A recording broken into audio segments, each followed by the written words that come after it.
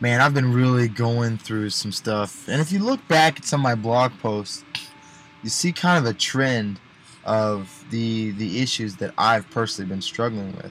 And as often as I try to make this blog something where I'm imparting some wisdom to you guys, and I'm helping you use something that I've heard um, in my time with God, and my whispers from God to really just to push you onward into deepening your relationship.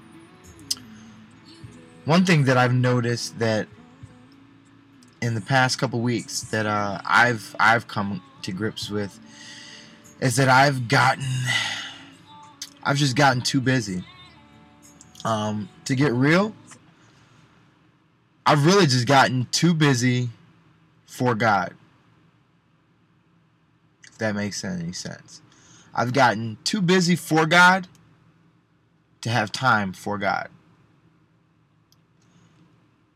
I've kind of put my ministry too much of the focal point, and I've had this constant issue of the revolving priorities in my life. I don't know how this plays out for you and yours, but the revolving priorities for my life are my family, being my wife and my daughter, God, and the ministry, and not in that order. And that's exactly what my problem has been, is that the priority order is a constant rotation. And when I have my mind and my heart and my time focused on one, it seems the other two starts to get shifted around. And I don't know, like this weekend, it's just been it's been rough. It's been rough, and it's been a time where I've been refocusing and trying to realign my priorities yet again. Trying to not just stay mission focused, but to stay, vertically aligned, where I'm just, and man, to put it bluntly, I need to get back at the feet of Jesus. I have been, you know, consistently trying to stay in connection with Christ, but it's really not been my number one priority.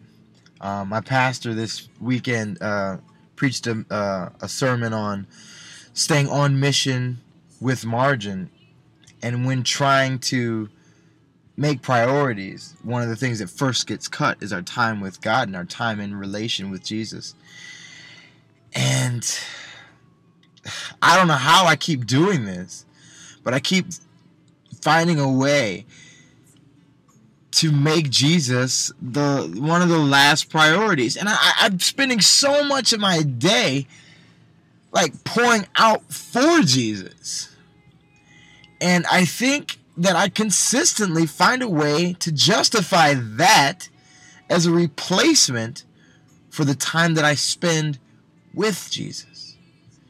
And it's like, it would be like, those the guys who spend so much time at the office earning a living, and they go on business trip after business trip trying to provide more and more and more and more fun money to support the family. Yet, in order to do that, they sacrifice their time they spend with the family, and those priorities are jacked because in the end, you end up losing that connection to the family, and it's serving no real purpose. And I'm doing the same thing with Jesus. I'm putting in so much time on these trips, all these meetings, and all of the actual activity and busyness to serve Jesus. But I don't spend enough time actually getting to know Jesus. What is it all for if I get through this life with a laundry list of things that I've done to support Christ, who doesn't need my support? And yet,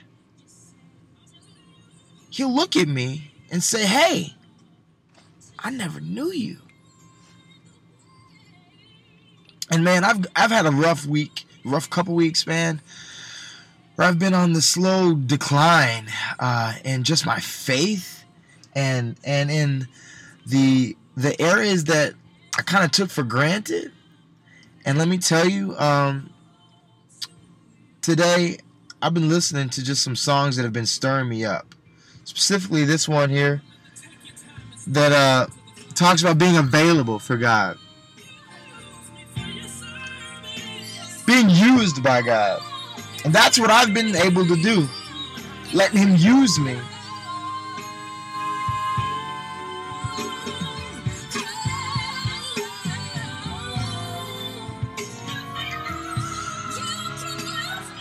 I've been available for His use. But when it comes time to be available to just be with Him, I keep throwing that down on the shelf of priorities. It gets lower and lower. And that's jacked. And if that's you right now, understand that priority is jacked.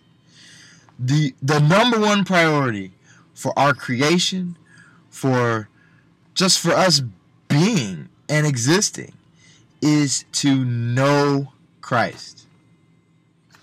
There it is. We've got a mission, of course. Can't go before knowing Christ. We are here to raise up other believers, to disciple people, to usher our family into the faith, to be that leadership at home and abroad. It's got to come after knowing Christ. Introducing yourself to Jesus is not the same thing as knowing Jesus. If you have welcomed yourself into the family of Christians, if you've professed faith in Christ and you believe that, you're in. You've met Jesus. But do you know Him? And that is what I want to challenge you guys at right now. Wherever you're at, ask yourself, do you know Jesus? All right, I gotta go.